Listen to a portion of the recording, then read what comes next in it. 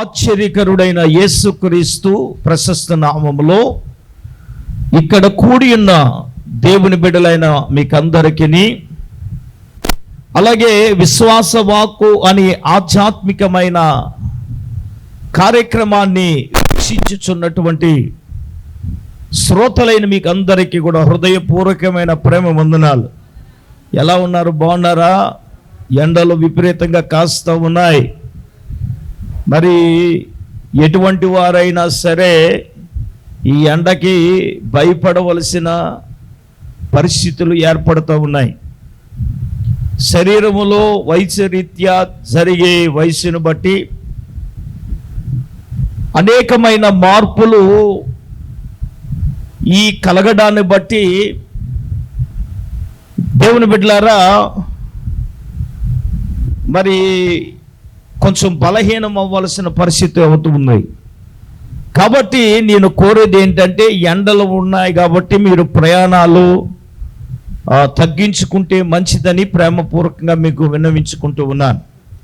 So మీరు ప్రార్థన అవసరతలు మీ కొరకు మరి ఇవ్వబడుతున్న ప్రతి ప్రార్థనలో కూడా మేము చేస్తున్నామనే విషయాన్ని మీకు జ్ఞాపకం చేస్తూ ఉన్నాను.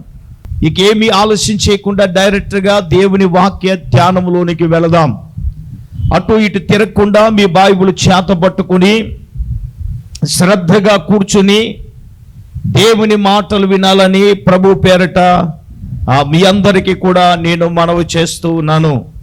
వాక్య ధ్యానములోనికి మనం వెళదాం. ప్రభు ఎందుకో చెప్పిన వాక్యము మళ్ళీ రిపీట్ చేయమని వాగ్దానమును గురించి ప్రభు మాట్లాడుతూ ఉన్నాడు. యెషయా గ్రంథము 54వ అధ్యాయం 10వ వాక్యం. దయచేసి, పర్వతములు తొలగిపోయినను మెట్టలు తత్తరెళ్ళినను నా కృప నిన్ను విడిచిపోదు. తొలగిపోదు. చాలండి. పర్వతములు తొలగిపోయినా మెట్టలు తత్తరెళ్ళినా దేవుని వాక్యము చెబుతా ఉంది, నా కృప నిన్ను విడిచిపోదు అని చెప్తా ఉంది. దైవ జనాంగమా, దేవుని బిడ్డలారా, దేవుని కృప మనలను విడిచిపోదు అని ప్రభు చెప్తూ ఉన్నాడు. ఏమండి, కృప వెంబడి కృపను ప్రభువు మనకిస్తున్నాడు. ఆయన కృపను ప్రభువు మనకిచ్చి, ఏమండి, పేద ఇంటి పుట్టిన మనలందరినీ, దారిద్ర్యములో ఉన్న మనలందరినీ ధనవంతులుగా చేయడానికి పౌలు అంటాడు, ఎలా అనగా మన ప్రభు అయిన యేసుక్రీస్తు కృపను మీరు ఎరుగుదురు కదా. ఆయన ధనవంతుడై ఉండియు తన దారిద్ర్యం వలన మనలందరినీ ధనవంతులుగా చేయడానికి, కేవలం విశేషమైన కృప ఏమిటో తెలుసా? బలహీనమైన మనలను బలవంతులుగా చేయటానికి, దారిద్ర్యతను అనుభవించే మనము ఏమండి ధనవంతులుగా చేయడానికే కేవలం విశేషమైన తన కృప ఆయన బిడ్డలమైన మనకు ప్రభు ఇచ్చారు. ఆమేన్. అందుకే దావీదు తన జీవితంలో ఆయన అంటాడు, 48వ కీర్తన 9వ వచనంలో అంటాడు, దేవా, మేము నీ ఆలయమందు అయ్యా నీ కృపను మేమేం చేస్తున్నాం, ధ్యానిస్తున్నాము అని చెప్పారు దావీదు గారు కూడా. అమ్మా, కృపను ఎందుకు మనము ధ్యానించాలి? దేవుడు మన పట్ల చేస్తున్న అనేకమైన ఘనమైన కార్యాల విషయములో దైవ జనాంగమా, దేవుని బిడ్డలారా, మనము గమనించవలసిన విషయం ఏమనగా, దేవుని కృపను గురించి మనము ధ్యానించవలసిన వారమై ఉన్నాము. అంతకంటే విలువైంది ఏంటో చెప్పనా? ఆ దేవుని కృప మన జీవితాలలో విడిచిపోకుండా ఉండాలి అంటే, మనం ఏమి చేస్తే ఆయన కృప మనల్ని విడిచిపోదు అనే విషయాలు మనము ధ్యానం చేసినప్పుడు, ప్రియులారా, దేవుని కృప మనల్ని విడిచిపోకుండా ఉండాలి. ఆ కృపలో మనము నడిపించబడాలి. ఆ కృపలో మనము బలపరచబడాలి. అనంటే ఏ విధంగా మనము ఆ కృప విడిచిపోకుండా ఉండాలంటే మనం ఏం చేయాలి? మొట్టమొదటిగా ప్రియులారా, 103వ కీర్తన 17వ వాక్యాన్ని మనం చూసినప్పుడు దావీదు గారు ఒక మాట, శ్రేష్టమైన మాట తెలియపరుస్తున్నాడు. 103వ కీర్తన 17వ వచనం. ఆయన నిబంధనను గైకొనుచు ఆయన కట్టడలను అనుసరించి నడుచుకుని వారి మీద యెహోవా యందు భయభక్తులు గలవారి మీద చూడండి ఆయన కృప యుగ యుగములు నిలుచును. ఆమేన్. ఫస్ట్ ఆఫ్ ఆల్ దేవుని బిడ్డలారా, దేవుని యందు భయభక్తులు కలిగిన వారి మీద ఆయన కృప యుగ యుగాలు ఉంటుందట. ఇప్పుడు బైబిల్లో ఒక వ్యక్తి మనకు బాగా పరిచయం. ఆయన ఎవరంటే యోబు గారు. అతడు యెహోవా యందు భయభక్తులు కలిగి చెడుతనాన్ని విసర్జించిన వాడు. దైవ జనాంగమా, దేవుని బిడ్డలారా, ఈరోజు తన వాక్యమును బట్టి ప్రియ పరిశుద్ధాత్మ దేవుడే నీతో నాతో మనందరితో కూడా మాట్లాడే మాట ఏంటో తెలుసా? ఆయన యందు భయభక్తులు కలిగి చెడుతనమును విసర్జించిన వాడు యోబు. ఇప్పుడు ఎవరైతే దేవుని యందు భయభక్తులు కలిగి ఉంటారో వారి మీద దేవుని కృప యుగ యుగాలు నిలిచి ఉంటది. చాలా మందికి భక్తి ఉంటే భయం ఉండలేదు, భయం ఉంటే భక్తి ఉండలేదు. భయముతో కూడిన భక్తి మనకు కావాలి. బైబిల్లో కొంతమంది ఉన్నారు దేవుని యందు భయభక్తులు కలిగిన వారు. వారి కోవలో మనం చూస్తే యోసేపును గురించి మనం జ్ఞాపకం చేసుకున్నట్లయితే వినండి. యెహోవా యందు భయభక్తులు కలిగిన వాడు యోసేపు. అన్నలందరికంటే ఉన్నతమైన వాడు. దైవ జనాంగమా, దేవుని బిడ్డలారా, మీరు గమనించవలసిన విషయం ఏమనగా, ఒకానొక రోజున అన్నగారిని పిలిచి అంటాడు, రే నేను యెహోవా యందు భయము కలిగిన వాడిని. స్తోత్రం చెప్పండి అందరూ. హల్లెలూయా. దేవుడంటే భయము కలిగిన వాడు, భక్తి కలిగిన వాడు. కాబట్టి బంఫరాఫర్ ఆయన ఎదుర్కొని వచ్చిన అప్పటికి ధర్మశాస్త్రం లేదు. ధర్మశాస్త్రం వచ్చిన తర్వాత పరస్త్రీని మోహించడం పాపం. అటువంటి వ్యక్తిని రాళ్లతో కొట్టి చంపాలనేది వచ్చింది. యోసేపు కాలంలో ధర్మశాస్త్రం ఉందంటే లేదు. ఉందా? ధర్మశాస్త్రం ఏమని రాశారు? మోషే గారు రాశారుగా. ధర్మశాస్త్రము లేని కాలములో ధర్మశాస్త్రానికి వాక్యానికి విధేయుడైన వాడు ఎవరు? యోసేపు గారు. హల్లెలూయా. నేనేమంటానంటే దేవుడంటే భయభక్తులు కలిగిన వాడు. వినండి, దేవునికి భయపడేవాడు, భక్తి కలిగిన వాడు అవకాశం వచ్చినా రాకపోయినా తన స్వార్థం చూసుకోండు. ఎందుకంటే వానిలో ఉన్న దైవిక భయము స్వార్థాన్ని చూడనివ్వదు. ఆమేన్. దేవుని కొరకు ఏదైనా సరే యోబులాగా ఏమన్నా నష్టపోయినా సహించాడా లేదా? సహించాడు. ఆయనకు వచ్చిన కష్టం మనలోనికి ఎవరికైనా వస్తే మొత్తం ఒక్కసారే ఏమైంది? ఆస్తి అంతా ఒక్కసారే పోయింది. మందలన్నీ ఒక్కసారే వెళ్ళిపోయినాయి. తర్వాత ఒక్కసారే పిల్లలందరూ పోయారు. మనలో మనం ఒకసారి జ్ఞాపకం చేసుకుందాం. ఒక మాదిరి మనకి నష్టం జరిగేటప్పటికీ మనం ఎలాగ సహించగలం అనేది యోబుని బట్టి మనం నేర్చుకోవాలి. యోబు నోటు మాటతోనే పాపం చేశాడా? చేయలేదుగా. నోటు మాటతో పాపం చేశాడా? చేయలేదుగా. దేవుడు నాకు అన్యాయం చేశాడని అన్నాడా? అనలేదుగా. ఏమండి, దేవుని యందు భయభక్తులు కలిగి ఉన్న అతని జీవితంలో మనం చూస్తే, యోసేపు జీవితంలో కూడా చూస్తాం. అన్నలు కొట్టేసి ఏం చేశారు? గుంటలో పాడేశారు. దెబ్బలు తిన్నాడా లేదా? తీసుకెళ్ళి అమ్మేశారు లేదా? అమ్మేశారు. మరి అవి అమ్మాడు. ఎవడో పొత్తి వరకు కొనుక్కున్నాడు. అక్కడ కూడా ఈయనకేంటి? పోనీ ఆయన తప్పేమన్నా చేశాడు చెప్పండి. సీన్ క్రియేట్ చేసి అనవసరంగా తీసుకెళ్ళి ఎక్కడ పాడేశారు? ఏమండి, చెయ్యని తప్పుకే కదా. ఎవడో తప్పు చేస్తే ఎవడి మీద ఎడతాడండి?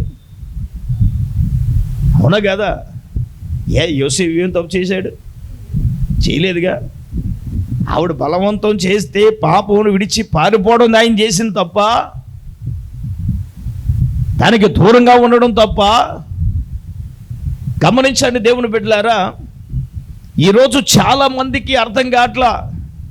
ఎన్నో శోధనలు వచ్చినా, ఎన్నో శ్రమలు వచ్చినా, ఎన్నో ఇబ్బందులు వచ్చినా అతడు దేవుని అందలి భయభక్తులు అతడు విడిచిపెట్టలేదు. చప్పలు కొట్టండి యోబు గారికి, కొట్టండి గట్టిగా. యోసేపు కూడా విడిచిపెట్టలేదు.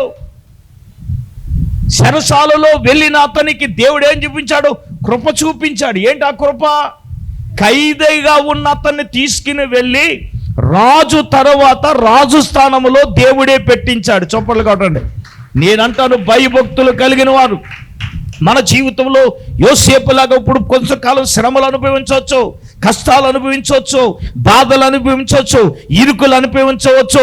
నేనేమంటానంటే, ఒకానొక సమయం వస్తుంది, ఆ సమయంలో నా దేవుడు కృప చూపబోతూ ఉన్నాడు.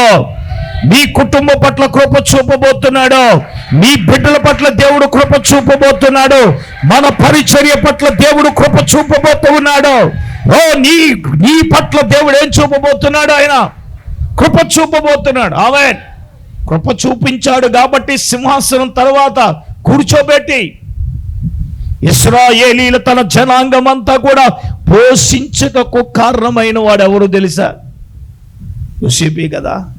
దైవ జనాంగమా, దేవుని బిడ్డలారా, ఈ రాత్రి మనము గమనించవలసిన విషయం ఏమనగా, చూడండి, ఎవరైతే యెహోవా యందు భయభక్తులు కలిగి ఉంటారో ఆయన వారి మీద యుగ యుగములు ఆయన ఏమి చూపబోతున్నాడు?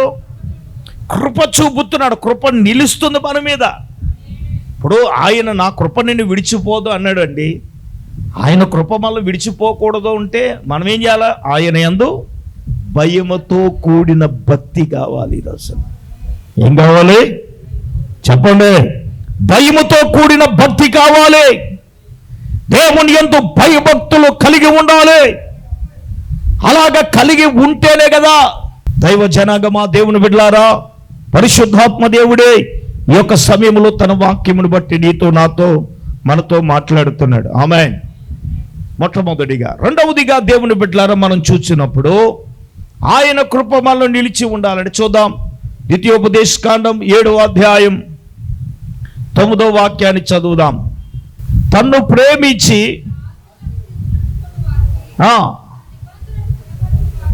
తన నిబంధనను ఆయన స్థిరపరచువాడును, 1000 తరముల వరకు ఆయన కృప చూపువాడుగా ఉన్నాడు. హల్లెలూయా. ఎవరికండి చెప్పండి? ఎవరికి ఆయన కృప? 1000 తరముల వరకు ఆయన ఎవరికి కృప చూపుతాడంటే, ఆయనను ప్రేమించి ఆయన ఆజ్ఞలను కట్టడలను ఏం చేయాలా? మనము అనుసరించి నడవవలసిన వారమై ఉన్నాం. ఆమేన్. చెప్పండి ఆమేన్. చెప్పండి ఆమేన్. దైవ జనాంగమా, దేవుని బిడ్డలారా, పరిశుద్ధాత్మ దేవుడే ఈ యొక్క ప్రత్యేక సమయమందు తన వాక్యమును బట్టి నీతో నాతో మనందరితో కూడా మాట్లాడే విషయం ఏమిటో తెలుసా? దేవుని యందు భయభక్తులు కలిగి మనం ఉండటం మాత్రమే కాదు, రెండవదిగా ఆయనను ప్రేమించి ఆయన ఆజ్ఞల ప్రకారంగా నడవాలి. అంతే కదమ్మా? ఆయన ఆజ్ఞల ప్రకారంగా నడిచే వారికి 1000 వరకు ఏం చూపుతాడంట? గట్టిగా చెప్పండి. కృప చూపువాడవు నీ పిల్లలకు కృప చూపువాడవే. ఆ పిల్లలు ఆయన తండ్రి చెప్పిన ఆజ్ఞల ప్రకారంగా నడవాలిగా. చెప్పండి. కృప మాత్రం చూపేనాయన, కృప చూపునాయన, కృప చూపునాయన, కృప చూపునాయన చూపే. మీ మాత్రం భయపడం, సన్నిధికి భయపడం, వాక్యానికి భయపడం, దేనికి భయపడం. నువ్వు మాత్రం కృప కుమ్మరించేయి. నీ ఆజ్ఞల ప్రకారంగా మేము చెయ్యం, నీ ఆజ్ఞలకు మేము లోబడం, నువ్వు చెప్పేది మేము చెయ్యం, మేము అనుకున్నదే మేము చేస్తాం. అది దరిద్రం. యేసు రక్తం వేజై కృప కాదు. దేవుడు ఏం చెప్పాడో దాన్ని చేయాలి. అదే ఆజ్ఞ. ఆయన ఏం చెప్పాడు? ఆయన ఆజ్ఞలేంటి? ధర్మశాస్త్రములో 613 ఆజ్ఞలు ఉన్నాయని చెప్పాను. ధర్మశాస్త్రములో 613 ఆజ్ఞలు, 10 ఆజ్ఞలను ప్రభువు మనకిచ్చారు ఇశ్రాయేలీల ప్రజలకి. అయితే ఇశ్రాయేలీల జనాంగమునకు 2 ఆజ్ఞలు ఇచ్చాడు. అంటే యేసు ప్రభు వారు ఇచ్చింది రెండు ఆజ్ఞలు. ఏంటా 2 ఆజ్ఞలు? నీ పూర్ణ హృదయముతో, నీ పూర్ణ ఆత్మతో, నీ దేవుడైన యెహోవాను ఏం చేయాలా? ప్రేమించాలి, లేకపోతే సేవించాలి. రెండవది చెప్పండి, నిన్ను వలే నీ పొరుగువాన్ని ఏం చేయాలన్నాడు ఆయన? ప్రేమించాలన్నాడు. దేవునికి స్తోత్రం చెప్పండి. ఎవరు ప్రేమించాలి అంటే నిన్ను వలే నీ పొరుగువాన్ని నువ్వేం చేయాలి? ప్రేమించండి. యేసు ప్రభు వారు చెప్పిన ప్రశ్న అది. దైవ జనాంగమా, దేవుని బిడ్డలారా, ఈరోజు పరిశుద్ధాత్మ దేవుడు ఆయన తన వాక్యమును బట్టి నీతో నాతో మనందరితో కూడా మాట్లాడే మాట ఏంటో తెలుసా?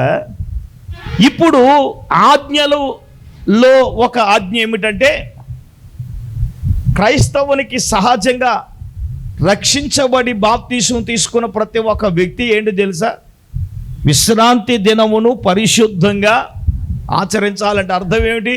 ప్రతి ఆదివారం బాప్తీసం తీసుకున్న వాళ్ళు ఎంతమంది ఆరాధనకు వస్తున్నారు చెప్పండి? దేవుని సన్నిధి కంటే నీ వ్యాపారం ముఖ్యమా? దేవుని సన్నిధి కంటే నీ పని ముఖ్యమా? చెప్పండి. ఈ రోజున దీవెన రావాలి అంటే, ఆశీర్వాదాలు రావాలంటే ఎలా వస్తాయి? ఆదివారం కంటే ఫంక్షన్లు ముఖ్యమా? మేము ఈరోజు బంధువులు కూడా కోల్పోయాం తెలుసా? మాకు బంధువులు వచ్చారు, ఎరా నా కూతురు సంవత్సరం భోజనం చేయలేదు, నీ ఇంటికంటే నేను ఎందుకు చేస్తాను? నేను అన్నాను, నువ్వు భోజనం టైంకి వచ్చే కాబట్టి నేను బతిమాలుతాను తినమని. స్తోత్రం చెప్పండి.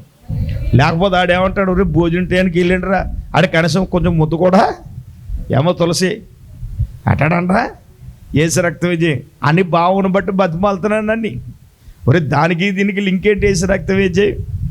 నీ ఇంటికి భోజనం టైంకి వచ్చాను అనుకో, నువ్వు భోజనం పెడితే నేనేం చేస్తాను? తింటాను. అదే కదా మరి. ఆడ అన్న మాట ఆడు కడుపులో ఉన్న కుళ్ళంతా కక్కేసాడు ఏసు రక్త విజయ్. కారణం ఏంటి? మరి అన్ని కార్యక్రమాలు ఆదివారమే పెట్టుకున్నాడు. ఏమో సచ్చికాల ఆదివారం పెడితే నేను ఎలాగెళ్తాను? మరి నేను వెళ్తే మీరు అందరూ అన్యాయం అయిపోతారు కదా. స్తోత్రం చెప్పండి. మరి మీకులాగా అయ్యారు, నేను కార్యక్రమంకి వెళ్ళి వస్తాను ఉండొస్తానండి, మరి నా పని ఎవడో హెచ్చరక్తం వేచేయి. మరి ఆదివారమును దేవుని సన్నిధికి వెళ్ళాలిగా, దేవునిని ఆరాధించాలిగా. మరి ఆ ఆజ్ఞలు నువ్వు దేవుని సన్నిధికి వెళ్ళటం లేదంటే మాత్రం కృపసూపు ప్రభా. నేను శుక్రవారం ప్రార్థన కొట్టాను ప్రభా, సంపూర్ణ రాత్రి ప్రార్థన కొట్టాను ప్రభా, ఆదివారం మాత్రం నువ్వు కృప చూపేయి. నేను మాత్రం మరి ఆజ్ఞలు నువ్వు గైకనకుండా వేవేలకు ఎలా కృప చూపుతాడు? మాట అనేది ఈజీయే. కృప నిన్ను విడిచిపోకూడదంటే నీవు ఆయనను ప్రేమించి ఇశ్రాయేలు, చక్కని మాట, నువ్వు ఆయన ఆజ్ఞలు గైకుంటూ ఉంటే ఆయన తన నిబంధనను స్థిరపరచువాడును. చెప్పండి, 1000 తరముల వరకు ఏం చూపుతాడంట? హలో వినండి, నువ్వు ఆయన ఆజ్ఞలు గైకుంటే 1000 తరాల వరకు కృప చూపుతాడు. చప్పలు కొట్టండి గట్టిగా. అల్లనాడు ఇశ్రాయేలీయుల ప్రజలే కాదు, నీవు నేను మనము కూడా. దానికి ఉదాహరణ ఎవరు? దావీదే కదా.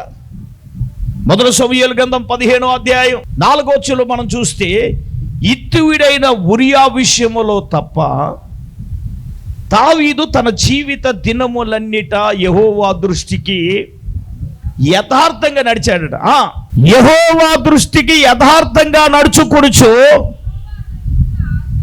అది యెహోవా తనకిచ్చిన ఆజ్ఞలలో దేని విషయమందో కూడా తప్పిపోలేదని. చప్పట్లు కొట్టండి గట్టిగా. దావీదును గురించి దేవుడిచ్చిన స్టేట్మెంట్ అది. ఏ ఆజ్ఞను ఏం చేయలేదు, తప్పిపోలేదు. దేవుని ఆజ్ఞలలో మనం ఏ విషయంలో తప్పిపోకూడదు. చెప్పండి, పునరుద్ధాన దినమందు దేవుడు మనకిచ్చింది. ఎంత తేలిగ్గా మనం ఆరాధన ఎగ్గొట్టి పనికి వెళ్తున్నామండి. చెప్పండి, దేవునికి మనం జవాబుదారులు కదా. ఏమంటే దేవుడు మనల్ని లెక్కడగడా? మరి ఏదోనండి అంటే కుదరదు దేవుని దగ్గర. 6 దినాలు నువ్వు పని చేసుకో, 7వ దినం ఎవరిదండి? చెప్పండి అమ్మా, ఎవరి దినం? ఎవడ దినం కాదు, ప్రభు దినం. దినం అంటే రోజు, దినం అంటే ఏదో చూసేకండి, ఏసు రక్తం వేచేయి. దినానికి పర్యాయములు చాలా ఉన్నాయి. హల్లెలూయా. మీ నవ్వుకు గల ఆంతర్యం నాకు తెలుసు, ఎవడ దినం అంటే దేవునికి స్తోత్రం. హల్లెలూయా. అది ప్రభు దినం. మొన్న ఒక ఆవిడ తిడుతుందండి, నీ దినం చెయ్యాలని తిడుతుంది. అయ్యబాబు ఈ తిట్టులో ఈ తిట్టు కూడా ఉంటుందా? నీ దినం చెయ్యాలి. హల్లెలూయా. ఆడన్నాడు, నువ్వు చచ్చిపోతే నీకు పెద్ద దినం చేస్తానన్నాడు ఆడు. నాకు నవ్వు వచ్చి దేశ రక్తం వేజేయి. ప్రభు దినాన్ని, దాని విశ్రాంతి దినాన్ని పరిశుద్ధపరిచి దాన్ని ఏం చేశాడు దేవుడు? ఆశీర్వదించాడు. ఒరే బాబు, నీకు ఆశీర్వాదం రావాలంటే నువ్వు పునరుత్థాన దినమందు ఆరాధనకి వెళ్ళాలి.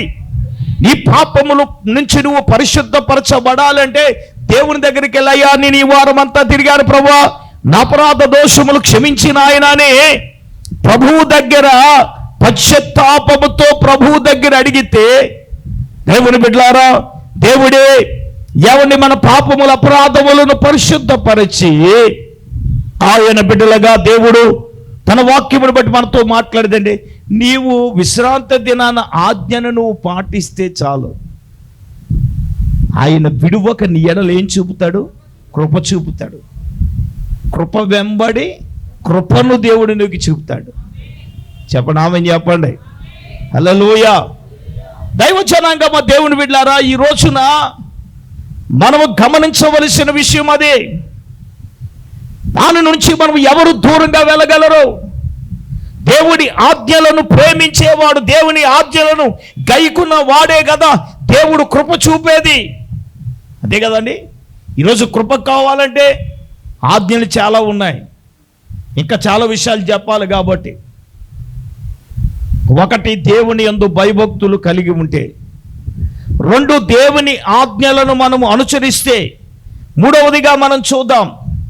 మూడవదిగా మొదటి రాజుల గ్రంథం 3వ అధ్యాయం దయచేసి 6వ వాక్యాన్ని మనం చదువుదాం.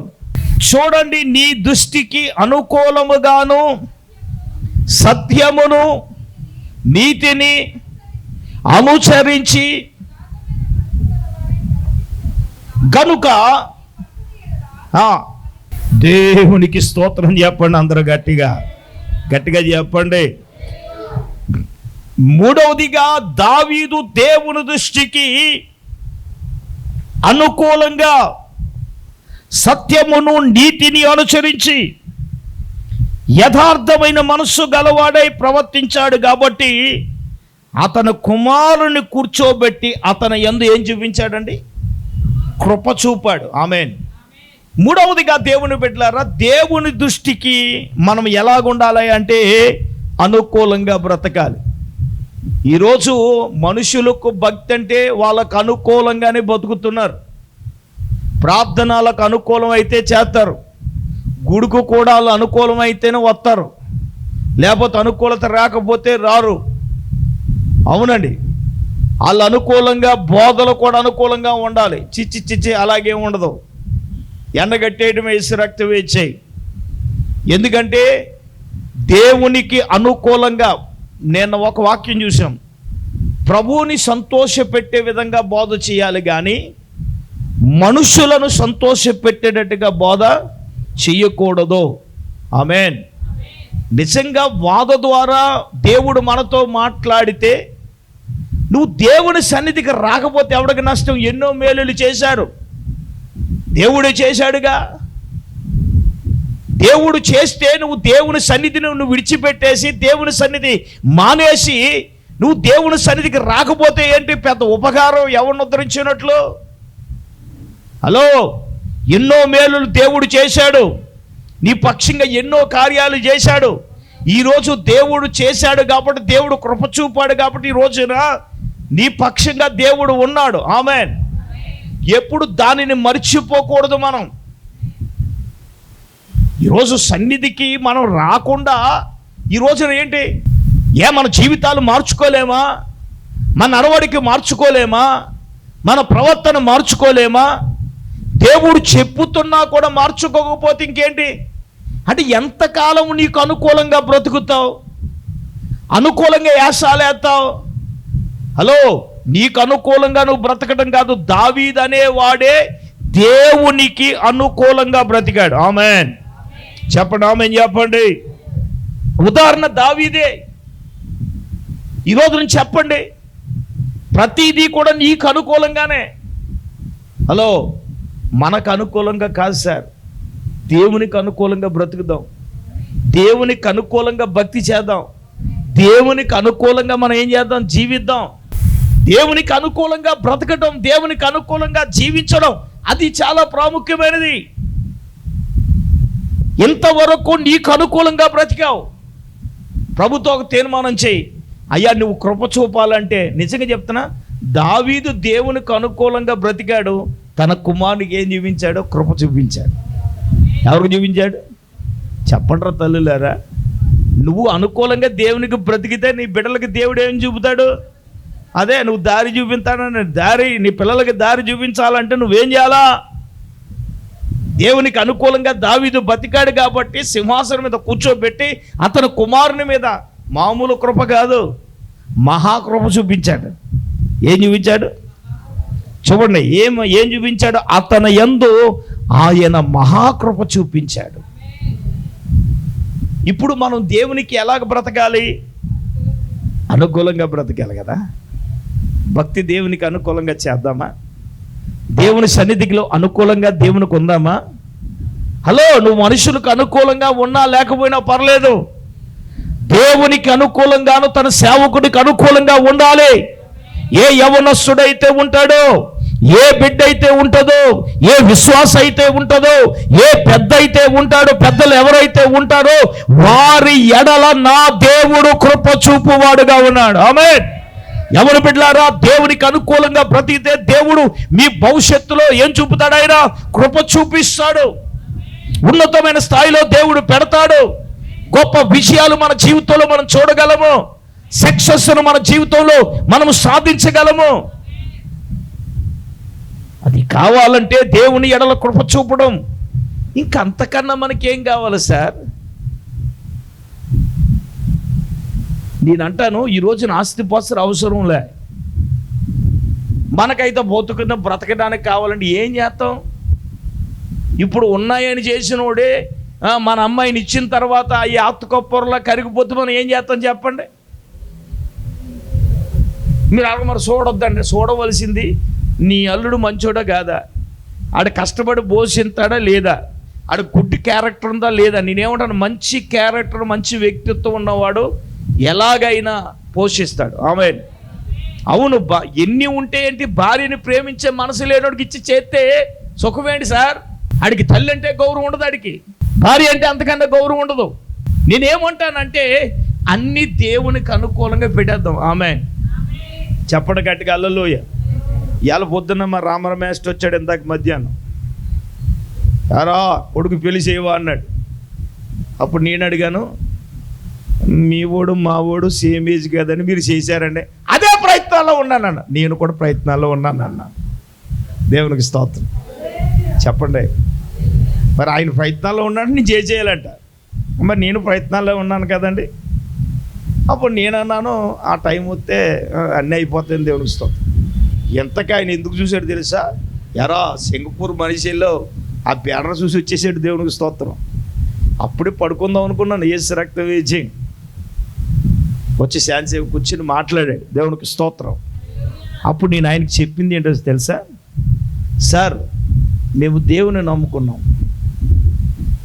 దేవుని చిత్తానికి అప్పగించాం, ఆయనకు అనుకూలంగా ఉన్న బిడ్డను దేవుడు తీసుకొస్తాడు. అది ఎప్పుడవుతుందో అప్పుడు అవుతుంది. ఈ విషయంలో నేను కంగారు పడకూడదని నేను అనుకుంటున్నాను. రే కంగారు పడకపోతే ఎలాగరా, 30 ఏళ్ళ లోపల అయిపోవాలి అన్నాడు. దేవునికి స్తోత్రం. మరి ఏంటంటే చేసుకోమంటారా అన్నాను. హల్లెలూయా, హల్లెలూయా. కంగారు పడడం ఏంటది? దైవ చిత్తం అవుతుంది, అంతే కదా. అవునా కాదు చెప్పండి? మనం దేవునికి ఎప్పుడు అనుకూలం అవుతా అది. మనం కంగారు పడితే సుఖం లేదుగా. కృప చూపే దేవునికి మనం అప్పగిస్తే దేవుడు కృప చూపితే ఏం చెప్పు సార్? ఇవాళ పెళ్ళిళ్ళు పెద్ద విషయం ఏముంది? పొద్దున్న చూసుకుంటే సాయంకాలం చేసేయచ్చు, ఎందుకంటే అన్నీ రెడీమేడ్ కదా. ఇవాళ చూస్తారండి అమ్మా, పూర్వకాలం అయితే పెళ్ళిళ్ళు అంటే ఇంట్లోనే కారం కొట్టాలి. ఇప్పుడు కారం కొట్టి బ్యాచ్ ఏది? అవునా కదా చెప్పండి? అదే కదా. ఈ పెద్ద ఎడవుడు చేయాలి, అన్నీ ఆర్టిఫిషియలే కదా, అన్నీ ఆర్టిఫిషియలే కదా. దేవునికి స్తోత్రం చెప్పండి. పెద్ద బెమ్మనం ఏంటండి? పెద్ద ప్రమాణం ఏముందో, దేవుడు అలాగంటే ఇలాగ అయిపోద్ది అంతే. దేవుని స్తోత్రం. మనం ఆలోచించే లోపల అయిపోద్ది అంతే. దేవునికి అనుకూలంగా బ్రతికితే, దావీదు దేవునికి అనుకూలంగా బతికితే, సొలొమోను మీద కృప చూపిన దేవుడు నీ బిడ్డ మీద దేవుడు చూపడ కృప? చెప్పండి అమ్మా. మనం నా బిడ్డ మీద దేవుడు చూపడి మేము దేవునికి అనుకూలంగా బతుకుతున్నాం. ఆవిడ ఉపవాసం ఉండి ఏడ్చి ప్రార్థన చేసేది అదే, కృప చూపు ప్రభు అంటే. మమ్మల్ని బట్టి అయినా దేవుడు ఏం చూపుతాడు? దేవుడే కృప చూపుతాడు సార్, దేవుడే నడిపిస్తాడు సార్. హల్లెలూయా. దేవునికి అనుకూలంగా బ్రతికిన దేవుడు విడిచిపెడతాడా? విడిచిపెట్టడం. ఖచ్చితంగా బిడ్డలకు ఏం చూపుతాడు? కృప చూపుతాడు. ఆమేన్. నాలుగవదిగా మనం చూసినప్పుడు, దేవుని బిడ్డలారా, ఎఫెసీయులకు రాసిన పత్రిక 6వ అధ్యాయం 24వ వాక్యాన్ని మనం చదువుదాం. వినండి. శాశ్వతమైన ప్రేమతో ప్రేమించే వారి అందరికీ కృప కలుగునుగాక. ఆమేన్. నాలుగవదిగా, ఆయనను శాశ్వతంగా ప్రేమించే వారికి ఆయన ఏం చూపుతాడండి? కృప చూపుతాడు. ఆమేన్. ఎవరిని సార్? దేవునిని శాశ్వతమైన ప్రేమతో ప్రేమించాలి. మనుషులను ప్రేమిస్తున్నాం, డబ్బుని ప్రేమిస్తున్నాం, స్నేహితులను ప్రేమిస్తున్నాం. ప్రేమించట్లేదా? ప్రేమిస్తున్నాం. లోకంలో ఉన్న వారిని ప్రేమిస్తున్నాం. దేవుని నమ్మిన వారి కంటే అన్యులని ప్రేమించే రకాలు చాలామంది ఉన్నారు. ఈవిడ ప్రేమించేస్తుంది కానీ వాళ్ళు ఎప్పుడు వీళ్ళని ప్రేమించరు. ఓ మాట చెప్పిన వాళ్ళు ఇచ్చిన స్టేట్మెంట్ చేశారు, ఇది దేవుణ్ణి నమ్ముకుంది కానీ దేవుణ్ణి నమ్ముకున్న లక్షణాలు దీనిలో లేవని చెప్పేస్తారు. వాళ్ళు ఏసు రక్తం వేజే చెప్పేసిన జరే ప్రేమ కారిపోతుంది. దీని ప్రేమ తగలయ్యా, ఏసు రక్తం వేజేయం. చెప్పండి ఏసు రక్తం చెప్పండి. ఏసు రక్తం చెప్పకపోతే అటువంటి దొంగ రకాలు అంటాను. ఏసు రక్తం చెప్పండి. ఏసు రక్తం వేజేయం. ఆమేన్. ఇక్కడున్న వాళ్ళందరూ మంచి వాళ్ళు, అటువంటి వారు ఎవరు లేరు. అందరికి వందనాలు. దేవుని బిడ్డలారా, దేవుని కంటే ఎక్కువగా దేనిని మనము ప్రేమిస్తే అది మనకు దూరం అయిపోద్ది. నిజం చెప్తున్నాను. నువ్వు ప్రేమించిన వాళ్ళకు దూరం లేదా? మొన్న మధ్యన ఒక ఆడ ఎవరో నాకు గుర్తులేదు కానీ, ఏమండి అయ్యగారు నేను ఏమన్నా ప్రేమిస్తే ఆడే నాకు దూరం అయిపోతున్నాడండి. నిజమే. అందుకే దేవుని కంటే ఎక్కువగా మనము ఎవరిని ఏం చేయకూడదు? చెప్పండి గట్టిగా. ఇప్పుడు బైబిల్ ఒక ప్రవక్త ఉన్నాడు, ఆయన అలాగే ప్రకటన చేసి వచ్చాడు. సాయంకాలం వచ్చేటప్పుడు గోరే నువ్వు ప్రేమించే నీ భార్యను తీసేస్తానన్నాడు యేసు రక్తం వేజే. ఎందుకో తెలుసా?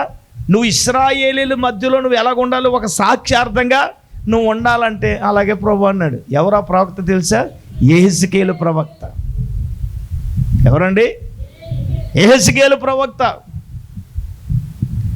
శాశ్వతమైన ప్రేమతో దేవునిని ప్రేమించే మనసు మనకు కావాలి. ఆమేన్. దేవుని ఏం చేయాలి? మనం ప్రేమించాలిగా. దేవునిని ప్రేమించే మనసు మనకు కావాలిగా. ఇక్కడ పౌలు గారు ఏమన్నాడండి? ఎవరైతే దేవునిని శాశ్వతమైన ప్రేమతో ప్రేమిస్తారో వాళ్ళందరికీ ఏం చూపుతానన్నాడు? కృప చూపుతానన్నాడు కదా. వాళ్ళ కృప కలుగుతుంది. గొర్రెలు కాసుకునే దావీదు కుటుంబంలో నుండి రాజ్యాలు ఏలే రాజులు వచ్చారంటే దానికి గల కారణం ఏంటంటే దేవుని కృపే కదండి. ఆయన అన్నాడు, నీ తేజో మహిమ నిలిచే స్థలాన్ని నేనేం చేస్తున్నాను? ప్రేమిస్తున్నాను అన్నాడు. అన్నాడా లేదా? కీర్తన గ్రంథంలో అన్నాడు, వద్దులే చూడొద్దులే. ఆయన మందిరాన్ని ఏం చేస్తున్నాడు? ప్రేమిస్తున్నాను అన్నాడు. ఈ రోజున దేవుని బిడ్డలారా, దేవునిని ప్రేమించటం మామూలు ప్రేమ కాదు. అక్కడ అన్నాడు శాశ్వతంగా అనే మాట ఉంది. ఎలాగా?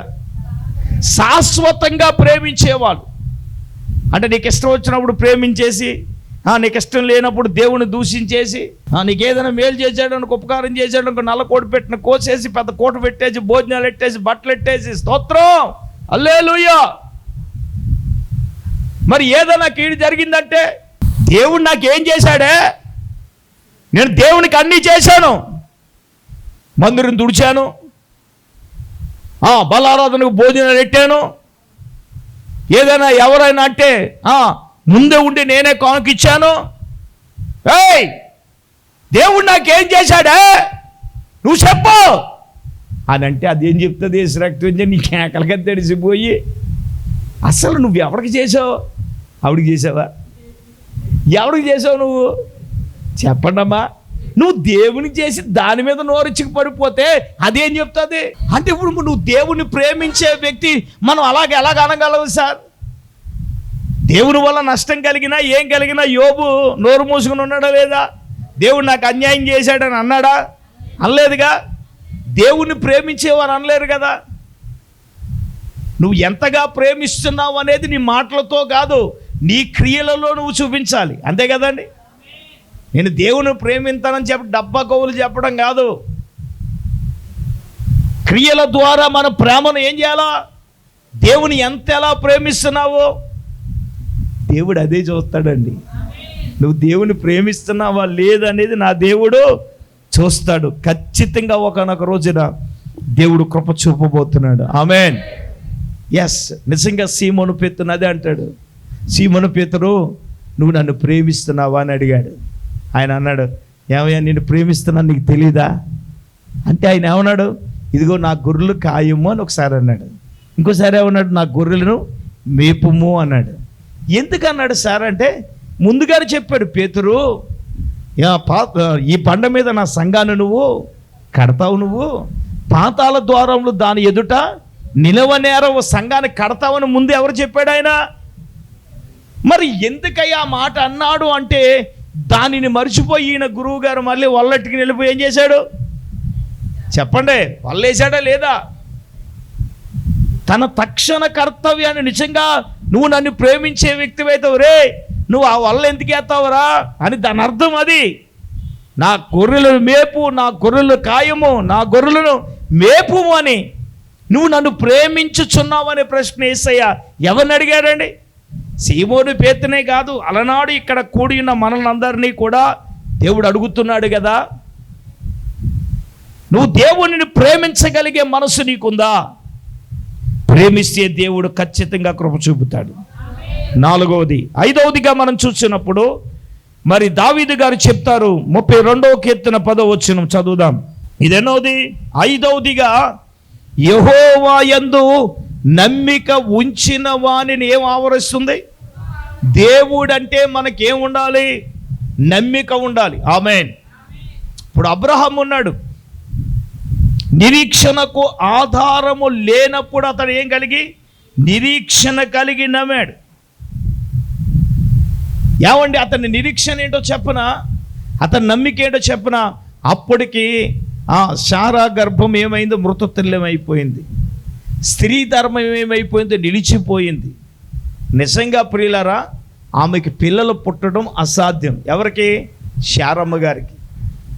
నేనేమంటాను చెప్పనా? అతని నమ్మికే అతని మూయబడిన గర్భాన్ని దేవుడు తెరిచాడు. చప్పలు కొట్టండి గట్టిగా. అతని నమ్మికే, అతని విశ్వాసమే మూయబడిన గర్భాన్ని దేవుడు ఏం చేశాడు? తెరిచాడు సార్.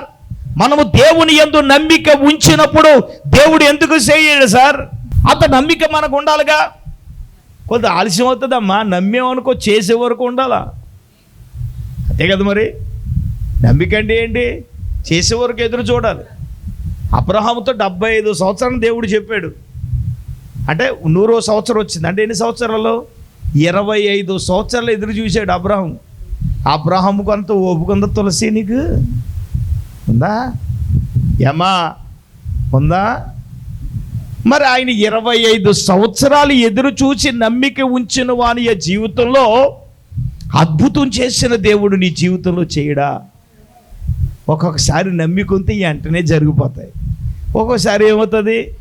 కొద్దిగా ఆలస్యం అయిపోతుంది. నేను అంటాను, ఆలస్యమైనంత మాత్రం కృప చూపట్లేదని అనుకోవద్దు. ఆలస్యమైన అద్భుతంగా కృప చూపుతాడు. ఆమేన్.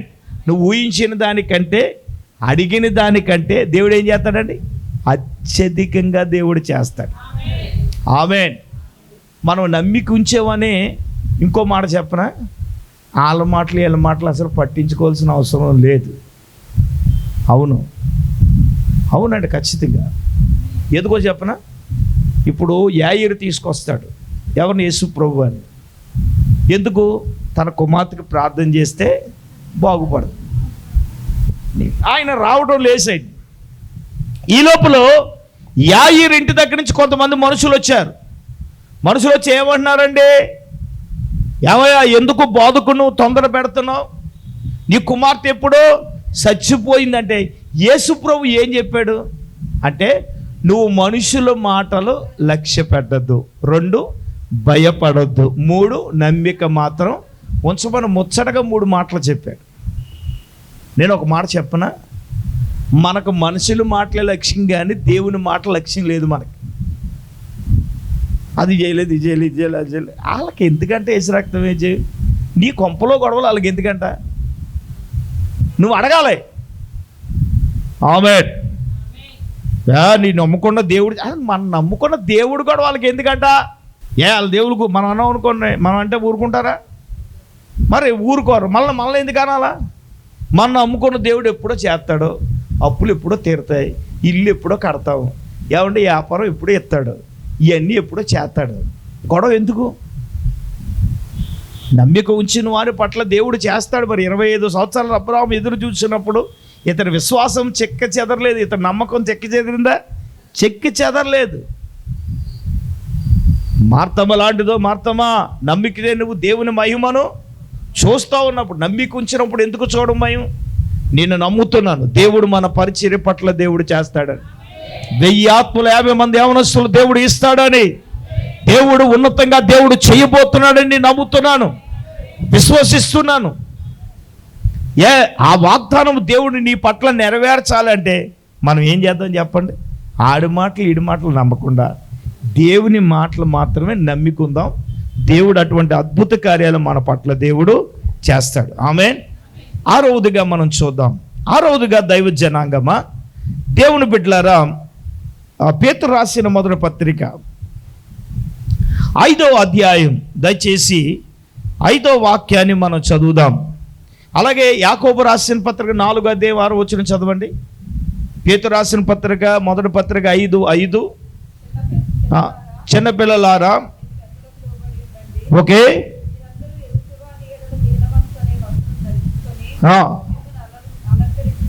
ఓకే,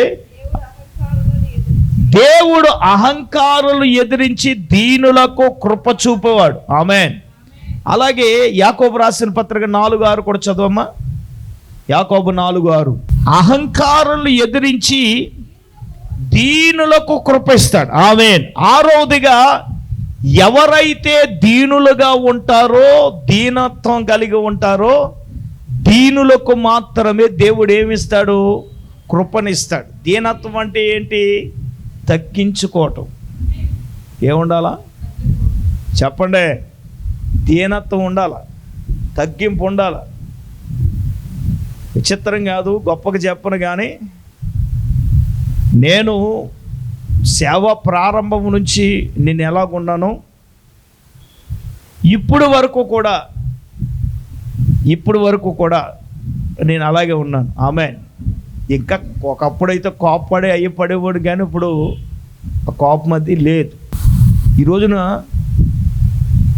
నేను ఒక వ్యక్తి గురించి నేను విన్నాను. ఎవరో తెలుసా? మైకేల్ జాక్సన్ గురించి. మైకేల్ జాక్సన్ తెలుసా మీకు? ఎవరికైనా తెలుసా మీకు?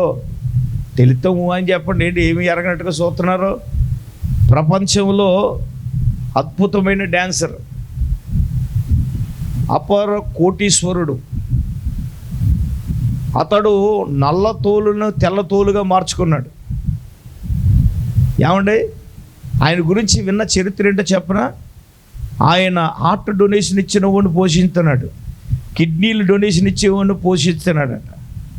ఏంటి, భవిష్యత్తులో అంతమంది డాక్టర్లు ఉన్నారు. ఆయన అన్న మాట ఏంటో చెప్పనా? ఆయన అన్న మాట ఏంటో చెప్పనా? ఎన్ని ఉన్నా ఏమున్నా కానీ చివరికి అవేమి అతను ఏం చేయలేదు.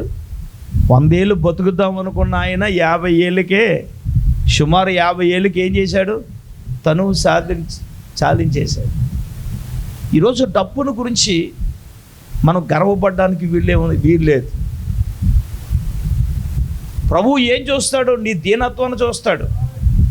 డబ్బు ఇవ్వాలి వస్తుంది. మా తాతయ్య అనేవాడు, ఒరే డబ్బు వచ్చేటప్పుడు వస్తానని చెప్పదరా, వెళ్ళేటప్పుడు వెళ్తున్నానని చెప్పదరండి. అతను అవునా కదా? వచ్చేటప్పుడు వస్తానని చెప్పదు. మనం వెళ్ళే ముందు అప్పుడే మన దగ్గర ఉంటాయి, కాసేపటికి అవి వాస్తవాలు, జగమెరిగిన సత్యమే. అవి శాశ్వతంగా ఉండేవాడు దేవుడు. దేవుని ఎదుట మన దీనత్వము అదే కదా. దేవాలయానికి ఇద్దరు వెళ్ళారు, ఒకడు సుంకరి, రెండవ పరిచయుడు ఏమని చేస్తున్నాడు? వారానికి 2 మార్లు ఉపవాసం ఉంటున్నాను, నా రాబడి అంతటిలో జీలకర్రలో పుదీనాలో రాబడి అంతటిలో 10వ వంతు నేను ఏం చేస్తున్నాను? దశమ భాగం ఇస్తున్నాను.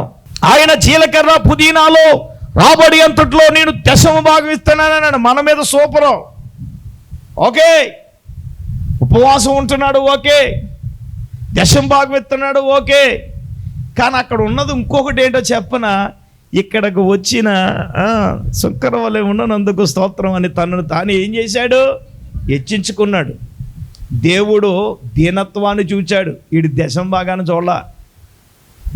దేవుడు వీడి దీనత్వాన్ని చూశాడు, ఉపవాసాన్ని చూశాడా? చూడలే. ఆఫ్టర్ ఏదో కొద్ది మాట డబ్బు ఉందని ఈరోజు కొంతమందికి విర్రవీగిపోతున్నారు. ఈ చేతులతో కోట్లు చూసిన ఏసు రక్త విజయ్, ఆ కోట్లు లేవు కానీ వేసుకుని కోట్లు మిగిలినాయి. దేవునికి స్తోత్రం. ఇందు మూలంగా చెప్పేది మీకు అదే. హల్లెలూయా. ఈరోజు అతిశయం దేనికి? దేవుడు నీలో నాలో మనలో ఏం చేస్తాడు?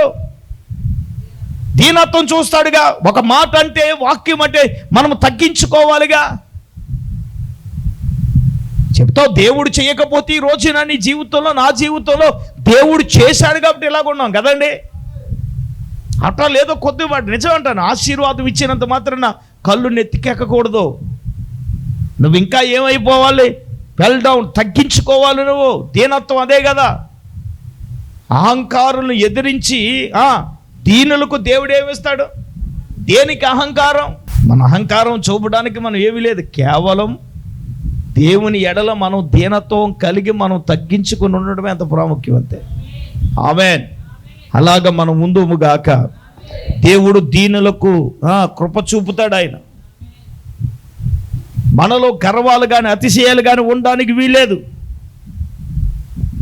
మనలో ఏం కలిగి ఉండాలి? దీనత్వం కలిగి ఉండాలి. నా దేవుడు అదే చూస్తాడు. చివరిగా 7వదిగా ప్రకటన గ్రంథం 22వ అధ్యాయం, దయచేసి 21వ వాక్యాన్ని మనం చూద్దాం. ప్రకటన గ్రంథం అందరూ చూడండి, చదువమ్మా. ప్రభు అయిన యేసు కృప పరిశుద్ధులకు తోడైయుండునుగాక. ఆమేన్.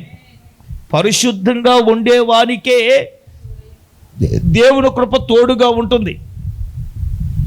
మనందరూ ప్రభు అయిన యేసు ప్రభులు వారు పరిశుద్ధులుగా చేసి మనకు కృప చూపుతున్నాడు.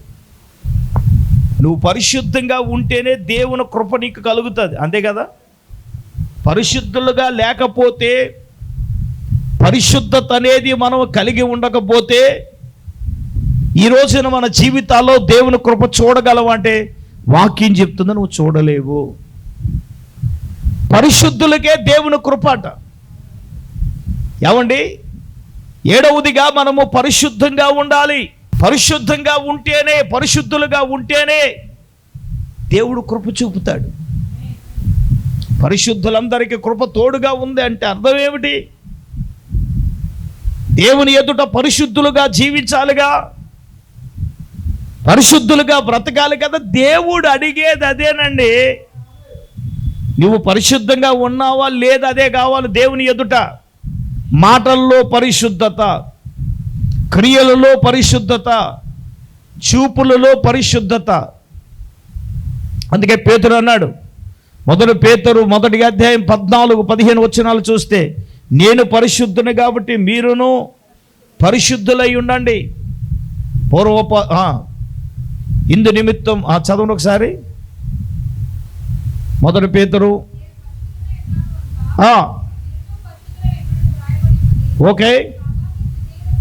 కాగా మీరు విధేయులకు పిల్లలై మీ పూర్వపద్యాల దశలో మీకుండిన ఆశలను అనుసరించి ప్రవర్తింపక మిమ్మును పిలిచిన వాడు పరిశుద్ధుడైన ప్రకారము మీరును సమస్త ప్రవర్తనలో మీరేం చేయండి? హలో, ఇందు నిమిత్తము మీరు ఎలాగుండాలి? విధేయులకు పిల్లలై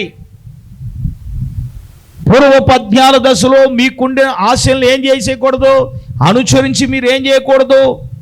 ప్రవర్తించకూడదు. ఎందుకు? మిమ్మల్ని పిలిచిన వాడు పరిశుద్ధుడైన ప్రకారము మీరును కూడా ఏం చేయాలా? సమస్త ప్రవర్తనలో పరిశుద్ధులుగా ఉండాలి. ఆలోచనలో పరిశుద్ధంగా ఉండాలి, చూపుల్లో పరిశుద్ధంగా ఉండాలి, జీవితంలో నడవడికలు అన్ని విషయాల్లో కూడా మనం ఎలాగుండాలి? పరిశుద్ధులుగా ఉందాం. అలా ఉంటే దేవుని కృప మనకు కలుగుతుంది. ఒకటి, ఆయన యందు భయభక్తులు గలవారి మీద కృప ఉంటుంది. రెండవది, ఆయన ఆజ్ఞల అనుసరించి ఎవరైతే నడుస్తారో వారి మీద కృప ఉంటుంది. 3, ఆయనకు అనుకూలంగా జీవించే వారి మీద ఆయన కృప ఉంటుంది. 4, శాశ్వతమైన ప్రేమతో ప్రేమించే వారి మీద ఆయన కృప ఉంటుంది. ఆయన యందు నమ్మిక ఉంచిన వారి మీద కృప ఉంటుంది. 6, దీనులకు దేవుడు కృప ఇస్తాడు. 7, పరిశుద్ధంగా ఉండేవారికి దేవుని కృప ఇస్తాడు. అందరూ మోకరించండి, కళ్ళు మూసుకొని అందరూ నోరు తెరిచి ప్రార్థన చేద్దాం. అందరూ కూడా కళ్ళు మూసుకోవాలి, ఎవరు మౌనంగా ఉండొద్దు. అందరూ కూడా, దేవా ఇంతవరకు నీ దైవజన్ ద్వారా మాతో మాట్లాడేను. ప్రార్థన చేద్దాం. దైవజనురాలు పాస్టమ్ గారు మన ప్రార్థనలో నడిపిస్తారు.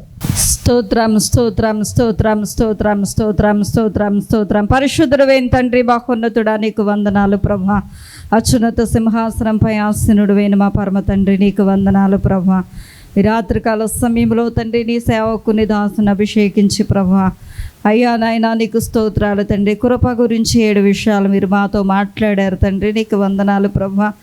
ఎవరైతే నీ యందు భయభక్తులు కలిగి ఉంటారో ప్రభా, వారికి యుగ యుగములు కృప చూపుతావని ప్రభా. అయ్యా నాయనా నీకు స్తోత్రాలు తండ్రి. అయ్యా నా ప్రభా నీకు స్తోత్రాలు నాయనా. నిన్ను ప్రేమించి నీ ఆజ్ఞలను అయ్యా నాయనా గైకొన్న వారికి ప్రభా, నా తండ్రి ప్రభా, 1000 తరముల వరకు కృప చూపేవాడు అని నాయనా అయ్యా మీరు మాట్లాడారు తండ్రి, నీకు స్తోత్రాలు ప్రభా. అయ్యా నాయనా నీకు అనుకూలమైన భక్తి ఎవరైతే చేస్తారో ప్రభా, భయభక్తులు కలిగి ఉంటారో నాయనా అయ్యా నాయనా నీకు స్తోత్రాలు తండ్రి, వారికి కృప చూపుతావని ప్రభా. యేసయ్యా నీకు స్తోత్రాలు నాయనా. నిన్ను ప్రభా శాశ్వతమైన ప్రేమతో ఎవరైతే ప్రేమిస్తారో ప్రభా, అయ్యా నాయనా నా తండ్రి నీకు స్తోత్రాలు ప్రభా. నిన్ను ప్రేమించేవారుగా ఎవరైతే ఉంటారో నాయనా, వారికి నాయనా నీ యొక్క మహాకృప చూపెడతావని ప్రభా. అయ్యా నాయనా నీకు స్తోత్రాలు తండ్రి. దీనులకు కృప చూపేవు దేవుడు అని ప్రభా. అయ్యా నీ యందు నమ్మిక ఉంచే వారికి నాయనా నీవు కృప చూపించే దేవుడు అని అయ్యా నాయనా నీకు స్తోత్రాలు ప్రభా. ఎవరైతే నైనా పరిశుద్ధత కలిగి ఉంటారో ప్రభా, అయ్యా నాయనా పరిశుద్ధులకు ప్రభా నీ కృప చూపించే దేవుడివై ఉన్నావని ప్రభా. ఈ రాత్రి ప్రభా నీ వాక్యము ద్వారా మీరు మాతో మాట్లాడారు నాయనా. అయ్యా నా తండ్రి నీకు స్తోత్రాలు ప్రభా. నాయనా నీకు స్తోత్రాలు. దావీదు ప్రభా అయ్యా నిన్ను అనుసరించి ప్రభా నాయనా నా తండ్రి నేందు ప్రభా నాయన భక్తి కలిగి ఉన్నాడు గనుక ప్రభా నీకు స్తోత్రాలు. అయ్యా నాయన అతని యొక్క కుమారుని యొక్క సింహాసనాన్ని నీవు స్థిరపరచి ప్రభా, అయ్యా కుమారుని పట్ల నాయన నీవు కృప మహాకృప చూపించావు తండ్రి. యేసయ్యా నా ప్రభా నాయనా నాయనా నీకు స్తోత్రాలు. నిన్ను అనుసరించి ప్రభా మేము భక్తి చేస్తున్నప్పుడు ప్రభా మా బిడ్డలకు నాయన నీవు కృప చూపించే దేవుడివై ఉన్నావు తండ్రి. అయ్యా నాయన మీ కృప నాయన మా మీద నిలుచునుగాక. యేసయ్యా నీకు వందనాలు తండ్రి. మా బిడ్డలపై నాయన మా పరిచర్యపై ప్రభా, అయ్యా మా సంఘంపై నీ కృప నిలుచునుగాక. యేసయ్యా నీకు వందనాలు తండ్రి. నా ప్రభా కృప మేము పొందుకోవాలి నాయన. అయ్యా నా తండ్రి నీకు స్తోత్రాలు. నీ కృప మా మీద నిలిచి నాయన లేకుండా ప్రభా ఏదైతే అడ్డుగా వస్తుందో ప్రభా, ఏ పాపము ఏ దోషం ఏ అపరాధాలు ప్రభా అయ్యా మాకు అడ్డుగా వస్తున్నాయో తండ్రి, వాటన్నిటిని తొలగించుకొని ప్రభా భయముతో కూడిన భక్తి మేము కలిగి యేసయ్యా నీకు వందనాలు తండ్రి. అయ్యా నాయన శాశ్వతమైన ప్రేమతో ప్రభా నిన్ను ప్రేమించేవారుగా మేము ఉండటానికి నాయన దీనత్వం కలిగి మాలో ఉన్న ఆహాన్ని గర్వాన్ని తొలగించండి అయ్యా. నాయన దీనులకు నాయన కృప చూపించే దేవుడు తండ్రి, అహంకారులను ఎదిరించి ప్రవ్వా అయ్యా దీనులకు కృప చూపించే దేవుడు అయి ఉన్నావు తండ్రి, నీ కొందనాలు అయ్యా. నాయన తండ్రి, ఆ దీనుల జాబితాలో మేమందరము ఉండటానికి సహాయం దయచేనైనా అయ్యా. నీ కృప ప్రతి ఒక్కరి మీద ఉండునుగాక అయ్యా. నీ కృప ప్రతి ఒక్కరి మీద నిలుచునుగాక తండ్రి, నీకు వందనాలు. కూడి వచ్చిన బిడ్డలందరినీ దయతో జ్ఞాపకం చేసుకుని విత్తబండి మాటలు మా హృదయాల్లో నీరు కట్టి ఫలింపజేసి సమస్త ఘనత మహిమ ప్రభావములు మీకే ఆరోపిస్తూ యేసయ్య పరిశుద్ధ నామములో ప్రార్థన చేసి అడిగి వేడుకొంచున్నాం మా పరమ తండ్రి, ఆమేన్. మన పరమ తండ్రి అయిన దేవుని ప్రేమ, ప్రభువును రక్షకుడైన యేసుక్రీస్తు ప్రభుల వారి యొక్క దివ్యమైన కృప, పరిశుద్ధాత్మ దేవుని యొక్క అన్యుని సహవాసం ప్రభు బిడ్లారా ఇక్కడ కూడినలకు సదాకాలము తోడైనను గాక. ఆమేన్, ఆమేన్.